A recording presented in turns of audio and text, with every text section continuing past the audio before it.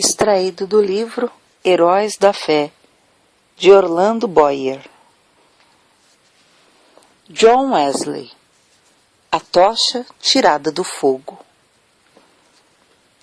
O céu, à meia-noite, era iluminado pelo reflexo sombrio das chamas que devoravam vorazmente a casa do pastor Samuel Wesley. Na rua ouviam-se os gritos: fogo, fogo! Contudo, a família do pastor continuava a dormir tranquilamente, até que os escombros ardentes caíram sobre a cama de uma filha, Hatch. A menina acordou sobressaltada e correu para o quarto do pai.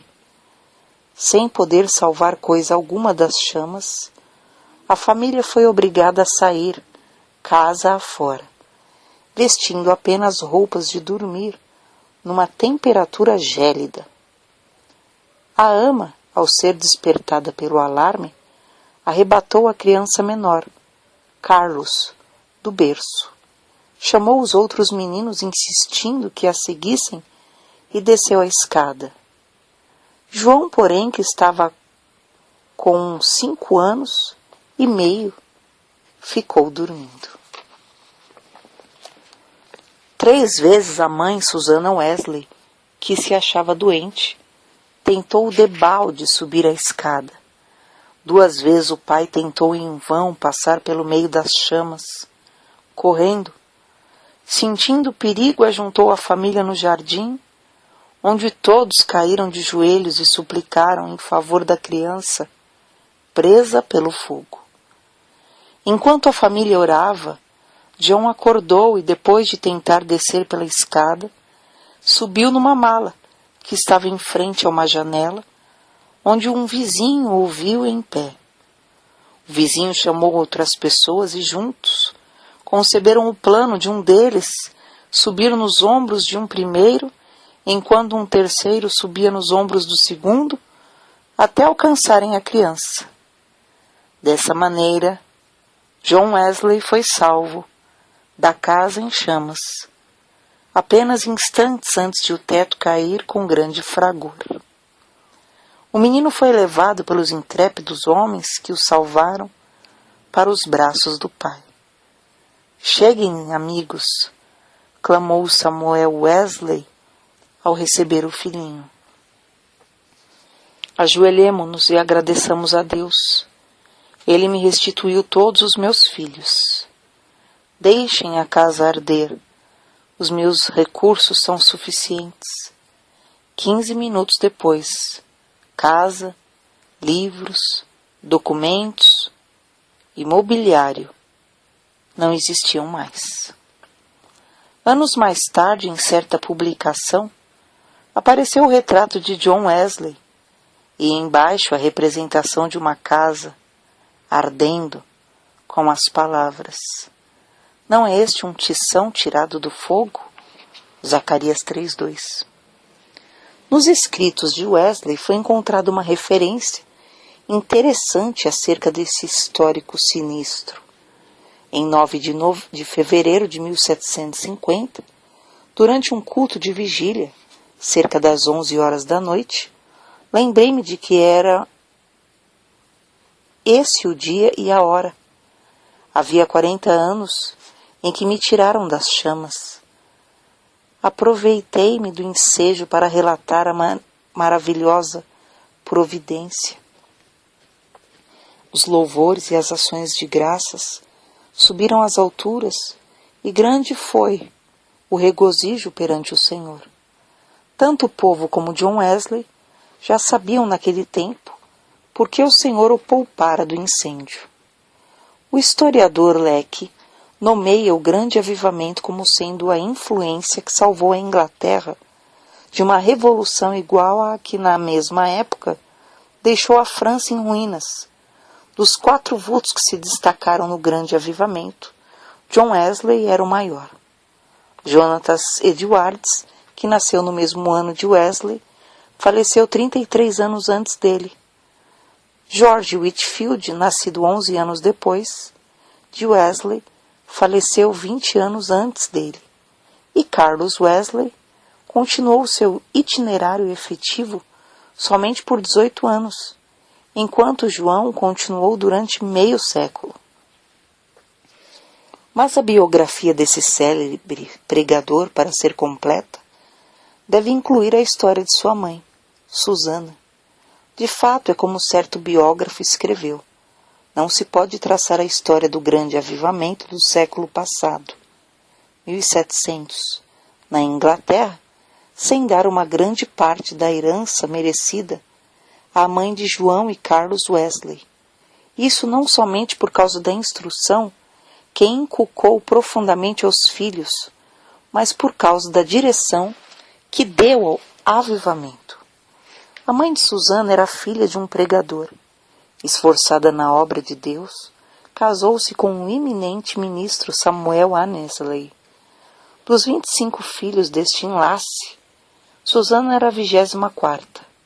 Durante a vida seguiu o exemplo da sua mãe, passando uma hora de madrugada e outra à noite, orando e meditando sobre as Escrituras. Pelo que escreveu certo dia: vê-se como se dedicava à oração. Que Deus seja louvado por todos os dias em que nos comportamos bem. Mas estou ainda descontente, porque não desfruto muito de Deus. Sei que me conservo demasiadamente longe dele. Anseio ter a alma mais intimamente ligada a ele, pela fé e amor. João era o 15º rebento dos 19 filhos de Samuel e Susana Wesley. O que vamos transcrever escrito pela mãe de João mostra como ela era fiel em ordenar a seus filhos e a sua casa depois dela. Para formar a mente da criança, a primeira coisa é vencer-lhe a vontade. A obra de instruir o intelecto leva tempo e deve ser gradual, conforme a capacidade da criança. Mas o subjugar-lhe a vontade deve ser feito de uma vez, e quanto mais cedo, tanto melhor. Depois, pode-se governar a criança pela razão e piedade dos pais, até chegar o tempo de a criança poder também exercer o raciocínio. Acerca do casal Wesley e seus filhos, o célebre comentador da Bíblia, Adam Clarke, escreveu: nunca li, nem ouvi falar de uma família, não conheço e nem existe outra, desde os dias de Abraão e Sara, José e Maria de Nazaré, a qual a raça humana deve tanto. Susana Wesley acreditava que aquele que poupa a vara aborrece a seu filho. Provérbios 13, 24. E não consentia que seus filhos chorassem em voz alta. Assim, apesar de a casa estar repleta de crianças, nunca havia tempos tristonhos, nem balbúrdia no lar do pastor. Um filho jamais ganhou coisa alguma chorando na casa de Susana Wesley. Susana marcava o 5º aniversário de cada filho como o dia em que deviam aprender o alfabeto. E todos, a não ser 2, cumpriram a tarefa no tempo marcado. No dia seguinte, a criança que completava 5 anos e aprendia o alfabeto, começava o estudo da leitura, iniciando-o com o primeiro versículo da Bíblia. Os meninos no lar de Samuel Wesley aprenderam o valor que há em observar fielmente os cultos.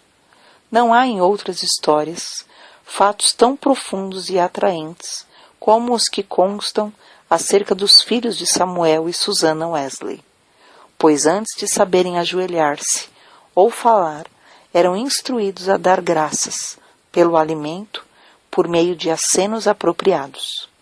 Logo que aprendiam a falar, repetiam a oração dominical de manhã e à noite, e eram ensinados também a acrescentar outros pedidos, conforme cada desejo em particular.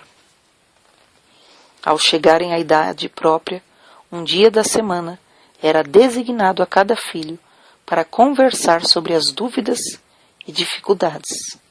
Na lista aparecem os nomes de João para a quarta-feira e o de Carlos para o sábado. E para os filhos, o dia de cada um tornou-se precioso e memorável. É comovente ler o que João Wesley 20 anos depois de sair da casa paterna, disse à sua mãe: em muitas coisas a senhora tem intercedido por mim e tem prevalecido. Quem sabe se agora também, na intercessão, para que eu renuncie inteiramente ao mundo, terá bom êxito? Sem dúvida, será tão eficaz para corrigir o meu coração como era, então, para formar o meu caráter. Depois do espetacular livramento de João no incêndio, sua mãe, profundamente convencida de que Deus tinha grandes planos para seu filho, resolveu firmemente criá-lo para servir e ser útil na obra de Cristo.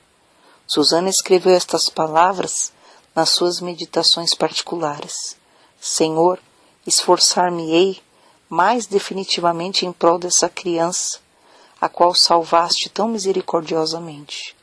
Procurarei transmitir-lhe fielmente ao coração os princípios da tua fé e virtude.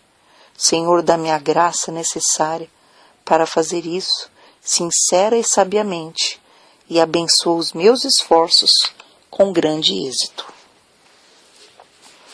Ela era tão fiel em cumprir sua resolução que João foi admitido a participar da ceia do Senhor com a idade de 8 anos.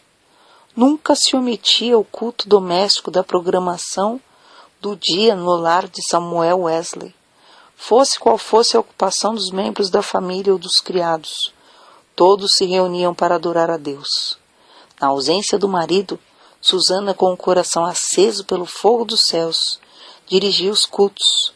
Conta-se que certa vez, quando ele prolongou a ausência mais do que de costume, 34 pessoas assistiram aos cultos no lar do Wesley, e a fome pela palavra de Deus aumentou a ponto de a casa ficar repleta de vizinhos. A família do pastor Samuel Wesley vivia rodeada de pobreza, mas pela influência do Duque de Buckingham, conseguiu um lugar para João na Charterhouse, em Londres. Assim o menino, antes de completar 11 anos, deixou a atmosfera fragrante de oração ardente para enfrentar as porfias de uma escola pública. Contudo, não cedeu ao ambiente de pecado de que estava rodeado. Conservava também as suas forças físicas, obedecendo fielmente ao conselho de seu pai, que corresse 3 vezes de madrugada em redor do grande jardim da Charterhouse. Tomou como regra da sua vida, dali em diante, manter o vigor do corpo. Aos 80 anos, apesar de seu físico franzino, considerava coisa insignificante andar a pé 1,5 léguas para pregar. Conta-se um exemplo da influência que John exercia sobre seus colegas da Charterhouse. Certo dia o porteiro sentiu falta dos meninos no terraço de recreio e foi achá-los em uma sala de aula, congregados em redor de João. Este contava-lhes histórias instrutivas, as quais atraíam-lhe mais do que o recreio. Acerca desse tempo, John Wesley escreveu: eu participava de várias coisas que reconhecia como sendo pecado, embora não fossem escandalosas aos olhos do mundo. Contudo, continuei a ler as Escrituras e a orar de manhã e à noite. Baseava a minha salvação sobre os seguintes pontos: não me considerava tão perverso como o próximo, conservava a inclinação de ser religioso e lia a Bíblia, assistia aos cultos e fazia oração. Depois de estudar 6 anos na Charterhouse, Wesley cursou em Oxford, tornando-se proficiente no latim, grego, hebraico e francês. Mas seu interesse principal não era o intelecto. Sobre esse assunto, ele escreveu: comecei a reconhecer que a religião verdadeira tem a sua fonte no coração. Reservei 2 horas todos os dias para ficar sozinho com Deus. Participava da ceia do Senhor de 8 em 8 dias. Guardei-me de todo pecado, quer de palavras, quer de atos. Assim, na base das boas obras que praticava, eu me considerava um bom crente. João se esforçava para levantar-se diariamente às 4 horas, por meio de anotações que registravam suas atividades cotidianas. Conseguiu dar conta de seu tempo para não desperdiçar um só momento. Continuou a observar esse costume até quase o último dia da sua vida. Certo dia, quando ainda jovem, assistiu a um enterro em companhia de um moço e conseguiu levá-los a Cristo, ganhando assim a primeira alma para seu Salvador. Alguns meses depois, com a idade de 24 anos, e depois de um período de oração, foi separado para o diaconato.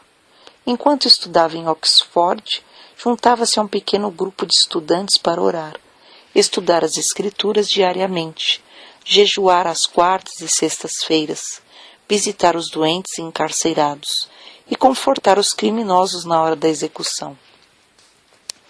Todas as manhãs e todas as noites, cada um passava uma hora orando sozinho em oculto. Durante as orações, paravam de vez em quando para observar se clamavam com o devido fervor. Sempre oravam ao entrar e ao sair dos cultos na igreja.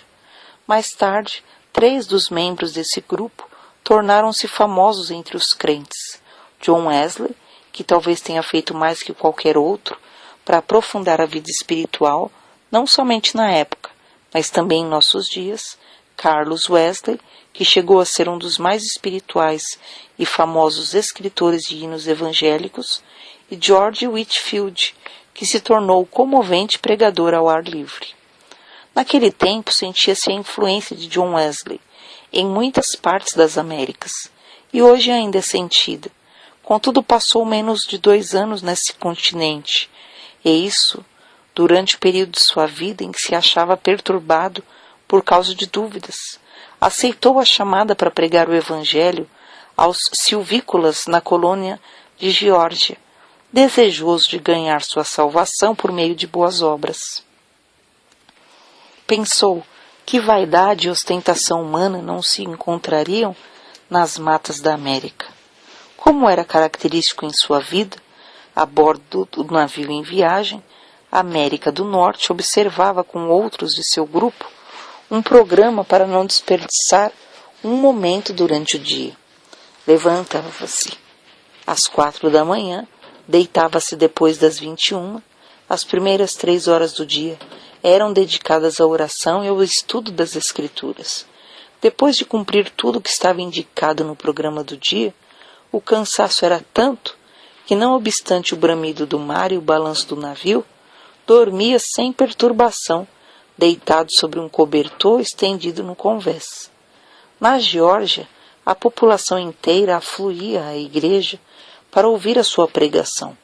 A influência de seu sermão foi tal que depois de 10 dias uma sala de baile ficou quase inteiramente abandonada, enquanto a igreja se enchia de pessoas que oravam e eram salvas. Whitefield, que desembarcou na Geórgia alguns meses depois de Wesley voltar à Inglaterra, assim descreveu o que viu. O êxito de John Wesley na América é indizível. Seu nome é precioso entre o povo, onde lançou os alicerces que nem os homens nem os demônios podem abalar. Oh, que eu possa segui-lo, como ele seguiu a Cristo. Porém, a Wesley faltava uma coisa muito importante, conforme se vê pelos acontecimentos que o levaram a sair da Geórgia, como ele mesmo escreveu. Faz 2 anos e quase 4 meses que deixei a minha terra natal para pregar Cristo aos índios da Geórgia. Entretanto, o que cheguei eu a saber? Ora, vim a saber o que eu menos esperava. Fui à América para converter outros, mas nunca fora realmente convertido a Deus. Depois de voltar à Inglaterra, John Wesley começou a servir a Deus com a fé de um filho, e não mais como a fé de um simples servo. Acerca desse assunto, eis o que ele escreveu. Não reconhecia que esta fé era dada instantaneamente, que o homem pode sair das trevas para a luz imediatamente, do pecado e da miséria para a justiça e gozo do Espírito Santo. Examinei de novo as Escrituras sobre esse ponto, especialmente Atos dos Apóstolos. Fiquei grandemente surpreendido ao ver quase que somente conversões instantâneas, quase nenhuma tão demorada como a de Saulo de Tarso. Desde então, começou a sentir mais e mais fome e sede de justiça, a justiça de Deus pela fé. Fracassara na sua primeira tentativa de pregar o Evangelho na América, porque apesar de seu zelo e bondade de caráter, o cristianismo que possuía era uma coisa que recebera por instrução. Mas a segunda etapa de seu ministério destacou-se por um êxito fenomenal, e porque o fogo de Deus ardia na sua alma, chegara a ter contato direto com Deus através de uma experiência pessoal. Relatamos aqui com suas próprias palavras o episódio no qual o Espírito testificou ao seu espírito que era filho de Deus e que veio transformar completamente a sua vida. Eram quase 5 horas, hoje, quando abri o Novo Testamento e encontrei estas palavras. Ele nos tem dado grandíssimas e preciosas promessas, para que por elas fiqueis participantes da natureza divina. 2 Pedro 1,4. Antes de sair, abri mais uma vez o Novo Testamento, para ler estas outras palavras. Não estás longe do reino de Deus. Marcos 12:34. À noite, senti-me impelido a assistirem ao desgate. Senti o coração abrasado, confiei em Cristo, somente em Cristo para a salvação. Foi-me dada a certeza de que Ele levara os meus pecados e de que me salvara da lei do pecado e da morte. Comecei a orar com todas as minhas forças e testifiquei a todos os presentes do que sentia no coração. Depois dessa experiência, em Aldersgate, Wesley aspirava a bênção ainda maiores do Senhor, conforme ele mesmo escreveu.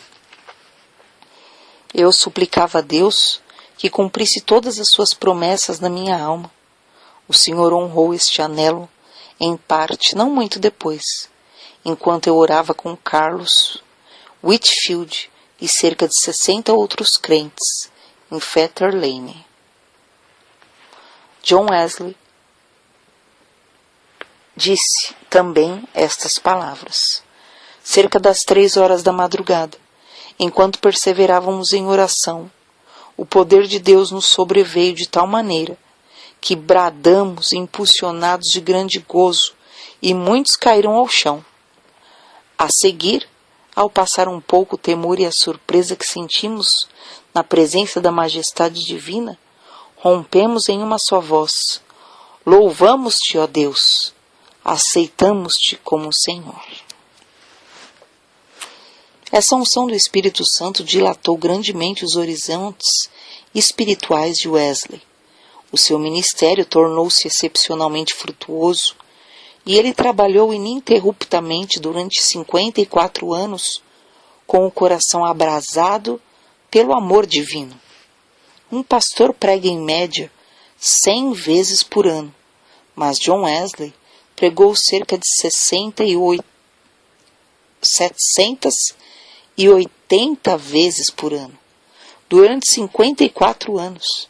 Esse homenzinho de apenas 1,60 m e 6 centímetros de altura e pesando menos de 60 quilos, dirigia-se a grandes multidões e sob as maiores provações.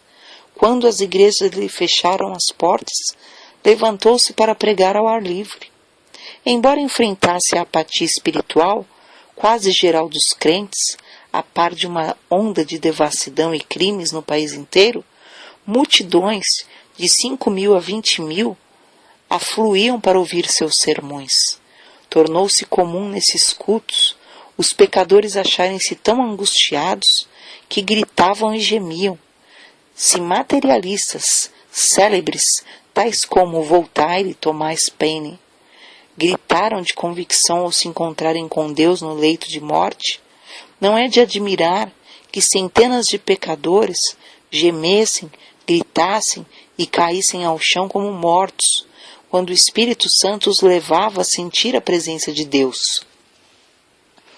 Multidões de perdidos assim tornavam-se novas criaturas em Cristo Jesus nos cultos de John Wesley, Muitas vezes os ouvintes eram levados às alturas de amor, gozo e admiração. Recebiam também visões da perfeição divina e das excelências de Cristo, até ficarem algumas horas como mortos. Como todos os que invadem o território de Satanás, os irmãos Carlos e John Wesley tinham de sofrer terríveis perseguições. Em Moorfield, os inimigos do Evangelho acabaram com o culto, destruindo a mesa em que João subira para pregar, e o insultaram e maltrataram. Em Sheffield, a casa foi demolida sobre a cabeça dos crentes. Em Wednesbury, destruíram as casas, roupas e móveis dos fiéis, deixando-os desabrigados, expostos à neve e ao temporal. Diversas vezes John Wesley foi apedrejado e arrastado como morto na rua. Certa vez foi espancado na boca, no rosto e na cabeça até ficar coberto de sangue.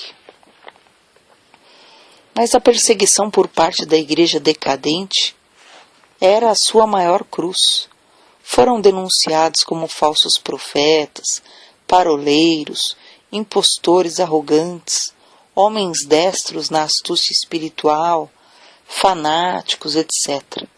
Ao voltar para visitar Epworth, onde nascera e se criara, João assistiu no domingo aos cultos da manhã e da tarde na igreja onde seu pai fora fiel pastor durante muitos anos, mas não lhe foi concedida a oportunidade de falar ao povo. Às 18 horas, em pé sobre o monumento que marcava o lugar em que enterraram seu pai, ao lado da igreja, Wesley pregou ao maior auditório jamais visto em Epworth, e Deus salvou muitas almas. Qual a causa de tão grande oposição? Entre os crentes da igreja dormente, alegava-se que eram as suas pregações sobre a justificação pela fé e a santificação. Os descrentes não gostavam dele, porque levou o povo a se levantar para cantar hino às 5 da madrugada. John Wesley não somente pregava mais que os outros pregadores, mas os excedia como pastor, exortando, confortando os crentes e visitando-os de casa em casa. Nas suas viagens, andava tanto a cavalo como a pé, ora em dias ensolarados, ora sob chuvas, ora em temporais de neve. Durante os 54 anos do seu ministério, andou em média mais de 7.000 quilômetros por ano para alcançar os pontos de pregação. Esse homenzinho, que andava tantos quilômetros, ainda tinha tempo para a vida literária. Leu não menos de 1.200 tomos, a maior parte enquanto ainda andava a cavalo. Escreveu uma gramática hebraica, outra de latim e ainda outra de francês e inglês. Serviu durante muitos anos como redator de um jornal de 56 páginas. O dicionário completo que compilou da língua inglesa era muito popular, e seu comentário sobre o Novo Testamento ainda tem grande circulação. Revisou e republicou uma biblioteca de 50 volumes, reduzindo-a para 30 volumes. O livro que escreveu sobre a filosofia natural teve grande aceitação entre o ministério. Compilou uma obra de 4 volumes sobre a história da Igreja, escreveu e publicou um livro sobre a história de Roma e outro sobre a da Inglaterra. Preparou e publicou 3 volumes sobre medicina e 6 sobre música para os cultos. Depois de sua experiência em Fetter Lane, ele e seu irmão Carlos escreveram e publicaram 54 inários. Diz que ao todo escreveu mais de 230 livros.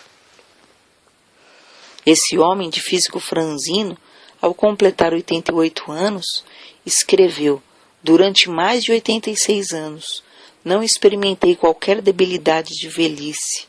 Os olhos nunca escureceram, nem perdi o meu vigor. Com a idade de 70 anos, pregou a um auditório de 30.000 pessoas ao ar livre, e foi ouvido por todos. Aos 86, fez uma viagem à Irlanda, onde além de pregar 6 vezes ao ar livre, pregou 100 vezes em 60 cidades. Certo ouvinte assim se referiu a Wesley. Seu espírito era tão vivo como aos 53 anos, quando o encontrei pela primeira vez. Atribuiu a sua saúde ao seguinte fator: ao exercício constante e ar fresco, ao fato de nunca, mesmo doente ou com saúde, em terra ou no mar, haver perdido uma noite de sono desde o seu nascimento, o que não o impedia de participar das vigílias na igreja. A habilidade de dormir de dia ou de noite ao sentir-se cansado, ao fato de, por mais de 60 anos, ter o hábito de levantar-se às 4 horas da manhã, ao costume de sempre orar às 5 da manhã durante mais de 50 anos, o fato de quase nunca sofrer de dor, desânimo ou preocupações durante a vida inteira. Não nos devemos esquecer da fonte desse vigor que John Wesley manifestava. Passava 2 horas diariamente em oração, e muitas vezes mais. Certo crente que o conhecia intimamente, assim escreveu acerca dele. Considerava a oração a coisa mais importante da sua vida, e eu tenho visto sair do quarto com uma serenidade de alma visível no rosto, até quase brilhar. A qualquer história na vida de John Wesley faltará o ponto principal, se não fizer menção dos cultos de vigília que se realizavam uma vez por mês entre os crentes. Esses cultos se iniciavam às 20 horas e continuavam até depois da meia-noite, ou até cair o Espírito Santo sobre eles. Baseavam tais cultos sobre as referências do Novo Testamento acerca de noites inteiras passadas em oração. Foi assim que alguém se referiu ao sucesso. Explica-se o poder de Wesley pelo fato de ele ser homo unius libri, isso é, um homem de um livro, e esse livro é a Bíblia. Pouco antes de sua morte escreveu: hoje passamos o dia em jejum e oração, para que Deus alargasse a sua obra. Só encerramos depois uma noite de vigília, na qual o coração de muitos irmãos foi grandemente confortado. No diário de John Wesley há diversas anotações sobre a oração e jejum. Entre outras coisas, ele escreveu o seguinte: enquanto cursava em Oxford, jejuávamos às quartas e às sextas-feiras, como faziam os crentes primitivos em todos os lugares. Escreveu Epifânio: quem não sabe que o jejum das quartas e das sextas é observado pelos crentes do mundo inteiro? Não sei por que eles guardavam esses 2 dias, mas é boa regra. Se lhes servia, também me serve. Contudo, não quero dar a entender que o único tempo de jejuar sejam esses 2 dias da semana, porque muitas vezes é necessário jejuar mais do que 2 dias. É necessário permanecer sozinho e na presença de Deus, enquanto jejuamos e oramos, para que Deus possa mostrar-nos a sua vontade e dar-nos direção. Nos dias de jejum, devemos afastar-nos o mais possível de todo serviço, de fazer visitas e das diversões, apesar de essas coisas serem lícitas em outras ocasiões. Seu gozo em pregar ao ar livre não diminuiu na velhice. Em 7 de outubro de 1790, pregou pela última vez, fora de casa, sobre o texto: o reino de Deus está próximo, arrependei-vos e crede no Evangelho. Consta em sua biografia que a palavra manifestou-se com grande poder e as lágrimas do povo corriam em torrentes. Um por um, seus fiéis companheiros de luta, inclusive sua esposa, foram chamados para o descanso. Mas John Wesley continuava a trabalhar. Com a idade de 85 anos, seu irmão Carlos foi chamado pelo Senhor, e João sentou-se perante a multidão, cobrindo o rosto com as mãos, para esconder as lágrimas que lhe corriam pelas faces. Seu irmão, a quem amara tanto durante tão longo tempo, havia partido, e ele agora tinha de trabalhar sozinho. Em 2 de março de 1791, com a idade de quase 88 anos, completou a sua carreira terrestre. Durante toda a noite anterior, não cessaram em seus lábios o louvor e a adoração. Pronunciando estas palavras, as nuvens destilam a gordura. Sua alma saltou de alegria com a antecipação das glórias do lar eterno e exclamou: o melhor de tudo é que Deus está conosco. Então, levantando a mão, como se fosse o sinal da vitória, novamente repetiu: o melhor de tudo é que Deus está conosco. Às 10 horas da manhã, enquanto os crentes rodeavam o leito, em oração, ele disse: adeus. E assim passou para a presença do Senhor. Um crente que assistiu à sua morte, assim relatou o ato. A presença divina pairava sobre todos nós. Não existem palavras para descrever o que vimos no seu semblante. Quanto mais o fitávamos, tanto mais víamos parte dos indizíveis céus. Calcula-se que quase 10.000 pessoas passaram em desfile diante do ataúde para ver o rosto que ainda retinha um sorriso celestial. Por causa das grandes massas que afluíram para honrá-lo, foi necessário enterrá-lo às 5 horas da manhã. John Wesley nasceu e criou-se em um lar onde não havia abundância de pão. Com a venda dos livros de sua autoria, ganhou uma fortuna com a qual contribuía para a causa de Cristo.